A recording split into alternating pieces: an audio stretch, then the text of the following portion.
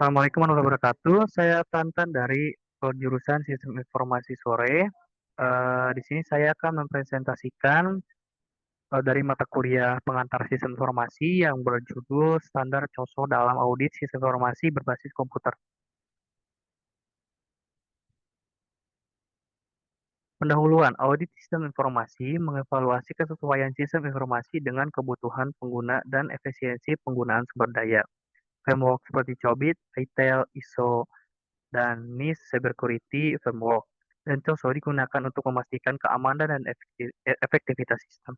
COSO membantu organisasi mengelola risiko dan kontrol internal, meningkatkan keamanan dan ketahanan infrastruktur informasi, serta memastikan sistem informasi sesuai dengan tujuan strategis.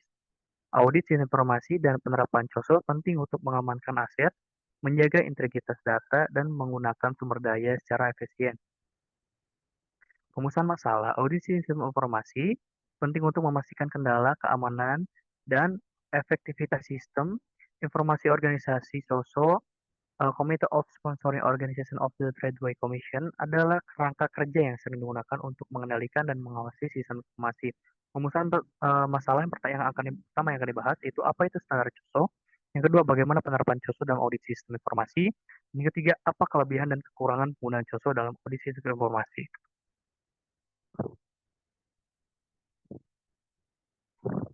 Tujuan makalah penelitian ini bertujuan untuk memberikan pemahaman komprehensif tentang standar COSO dalam audit sistem informasi dengan menguraikan konsep dasar COSO, termasuk sejarah, tujuan, fungsi, prinsip dasarnya, dan menjelaskan penerapan COSO dalam audit sistem informasi melalui langkah-langkah audit dan evaluasi kontrol internal, mengevaluasi kelebihan dan kekurangan COSO dibanding standar lain seperti COBIT dan ISO, serta memberikan rekomendasi praktis untuk implementasi COSO yang efektif, termasuk best practice and area penalty.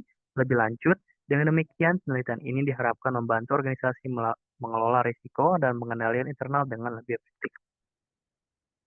Pembahasan pertama itu konsep dasar standar COSO. Yang pertama adalah sejarah dan latar belakang pembentukan COSO. COSO ini dibentuk pada tahun 1985 oleh 5 asosiasi dan institut akuntansi utama di Amerika Serikat. Yang pertama ada American Accounting Association, yang kedua ada American Institute of Certificate Public Accountants, yang ketiga itu Financial Executive International, yang keempat Institute of Internal Auditor, yang kelima ada Institute of Management Accountant. Tujuannya adalah mempelajari pelaporan keuangan dan mengembangkan rekomendasi untuk pencegahan kecurangan.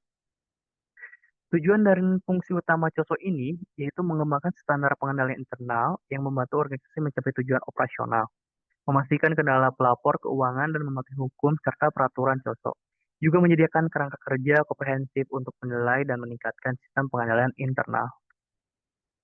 Prinsip-prinsip utama COSO itu ada 5. Yang pertama lingkungan pengendalian, yang kedua penaksiran risiko, yang ketiga kegiatan pengendalian, yang keempat informasi dan komunikasi, dan yang kelima yaitu pemantauan. Pembahasan kedua yaitu kerangka kerja internal kontrol COSO. Kerangka kerja internal kontrol COSO dirancang untuk membantu organisasi mengembangkan, menerapkan, dan memantau pengendalian internal mereka. Kerangka kerja ini penting dalam audit sistem informasi untuk memastikan informasi yang dihasilkan andal, akurat, dan aman. COSO terdiri dari 5 komponen utama, itu lingkungan pengendalian, penilaian risiko, aktivitas pengendalian, informasi dan komunikasi, serta pemantauan. Berikut penjelasan rinci dari masing-masing komponen ini. Yang pertama yaitu lingkungan pengendalian atau disebut control environment. Lingkungan pengendalian adalah dasar dari semua elemen pengendalian internal dalam kerangka kerja COSO.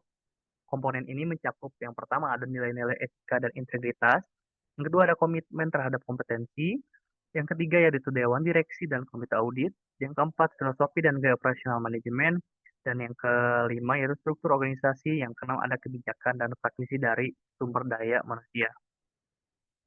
Yang kedua yaitu ada penilaian risiko yang disebut dengan risiko manajemen. Risiko manajemen ini adalah proses untuk mengidentifikasi dan menganalisis risiko yang mungkin menghambat pencapaian tujuan organisasi, yaitu mencakup identitas risiko, analisis risiko, pemantauan toleransi risiko, dan tanggapan terhadap risiko. Yang ketiga itu ada aktivitas pengendalian atau control activities. Yang pertama itu, aktivitas pengendalian ini adalah kebijakan dan prosedur untuk membantu memastikan tindakan yang diperlukan untuk mengelola risiko yang dilaksanakan.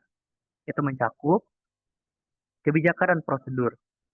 Yang kedua, proses otomatis dan manual. Yang ketiga, pemantauan aktivitas. Yang keempat, yaitu pemisahan tugas.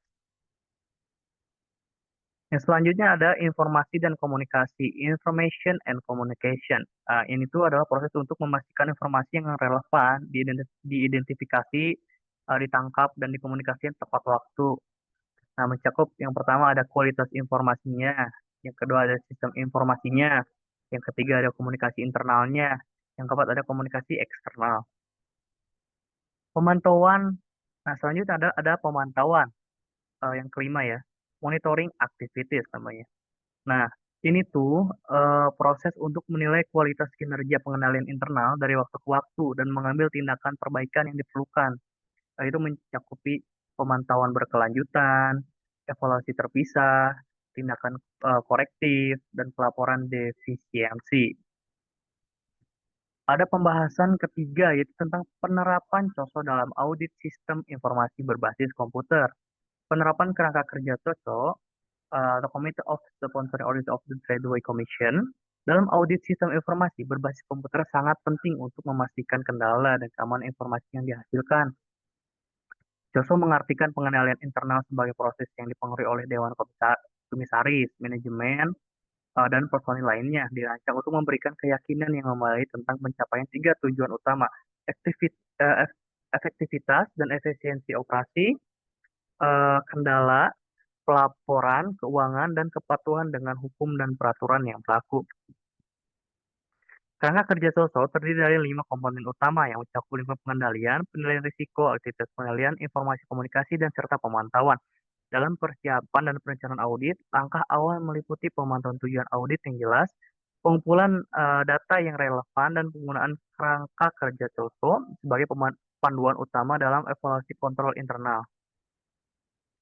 Dalam evaluasi kontrol internal sistem informasi, auditor harus menganalisis setiap komponen pengendalian internal sesuai dengan kerangka kerja COSO. Ini meliputi menilai integritas, nilai-nilai dalam lingkungan pengendalian, mengidentifikasi dan menganalisis risiko secara efektif. Dalam penilaian risiko, merancang kebijakan dan prosedur dalam aktivitas pengendalian untuk mengurangi risiko kecurangan, memastikan informasi yang jelas dan akurat dalam informasi dan komunikasi, serta memonitoring pengendalian secara berkala dan pemantauan. Sebagai contoh implementasinya ya, PT Mengga Pratama Internusantara telah menerapkan sistem informasi akuntansi yang sesuai dengan komponen COSO dengan rekomendasi untuk terus mempertahankan dan meningkatkan pengendalian internal guna mencegah risiko yang merugikan perusahaan. Demikian pula dengan STT Mandala, mengaudit sistem informasi akademik menggunakan framework COBIT 5 untuk memastikan kualitas layanan dan dukungan, serta evaluasi dan pemantauan yang efektif.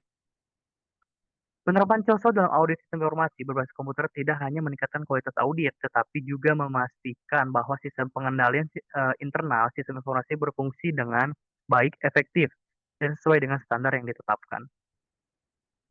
Pembahasan keempat, kelebihan dan kekurangan kerangka kerja COSO. Kelebihan kerangka kerja COSO yang pertama adalah komprehensif. Yang kedua ada terintegritas dengan strategi bisnis. Yang ketiga meningkatkan efektivitas pengendalian internal. Yang keempat meningkatkan kualitas audit. Yang kelima meningkatkan kepatuhan dengan standar. Kekurangan dan tantangan dalam implementasi COSO yang pertama terlalu kompleks. Yang kedua keterbatasan dalam penggunaan. Yang ketiga, keterbatasan dalam penggunaan oleh auditor. Yang keempat, keterbatasan dalam penggunaan oleh manajemen. Yang kelima, keterbatasan dan penggunaan oleh IT. Perbandingan dengan standar lain. COBIT lebih fokus pada pengendalian teknologi informasi dan memiliki struktur yang lebih sederhana dibandingkan COSO. COBIT lebih cocok digunakan oleh IT yang memiliki kebutuhan khusus terkait pengendalian teknologi informasi. Sedangkan ISO 27001 lebih fokus pada keamanan informasi dan memiliki pendekatan yang lebih sederhana dibandingkan COSO dalam konteks keamanan informasi. ISO 2071, 27001 lebih cocok digunakan oleh organisasi yang perlu memprioritaskan keamanan informasi mereka. Kesimpulannya, makalah ini menyimpulkan bahwa standar COSO adalah kerangka kerja yang kuat untuk audit sistem informasi, berfokus pada pengendalian internal yang efektif melalui komponen utama. Yang pertama, lingkungan pengendalian. Yang kedua, penilaian risiko, aktivitas pengendalian, informasi dan komunikasi, serta pemantauan.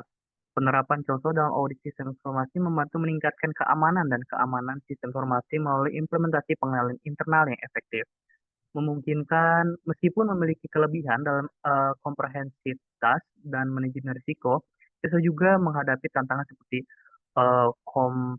kompleksitas dan biaya implementasi, rekomendasi untuk mengadopsi praktik terbaik dan melakukan penelitian lebih lanjut.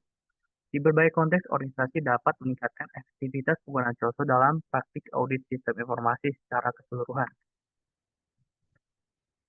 Rekomendasinya untuk implementasi COSO dalam audit informasi berikut adalah beberapa rekomendasi yang dapat dipertimbangkan ya.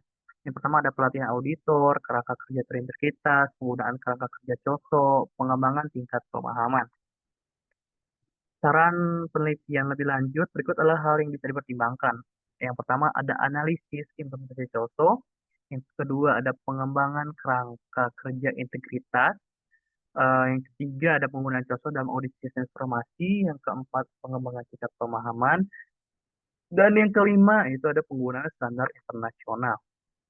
Penutup kesimpulan ini menggarisbawahi pentingnya standar COSO dalam audit sistem informasi dan memberikan wawasan yang mendalam tentang bagaimana kerangka kerja ini dapat diterapkan secara efektif. Dengan memahami konsep dasar COSO, menerapkan komponen kerjanya dalam audit sistem informasi, mengevaluasi kelebihan dan kekurangan, serta mengikuti rekomendasi yang diberikan. Organisasi dapat memastikan bahwa sistem informasi mereka dikelola dengan baik, aman, dan andal. Penelitian lebih lanjut diharapkan dapat terus meningkatkan pemahaman dan penerapan COSO sehingga 18 memberikan manfaat yang lebih besar bagi organisasi dalam mengelola risiko dan mencapai tujuan mereka. Terima kasih atas perhatiannya. Mohon maaf bila ada kata atau kekurangan kata bila terlalu cepat, mungkin seperti apapun itu, saya minta maaf. Eh, Maaf atas kekurangan saya. Sekian presentasi saya. Terima kasih. Wassalamualaikum warahmatullahi wabarakatuh.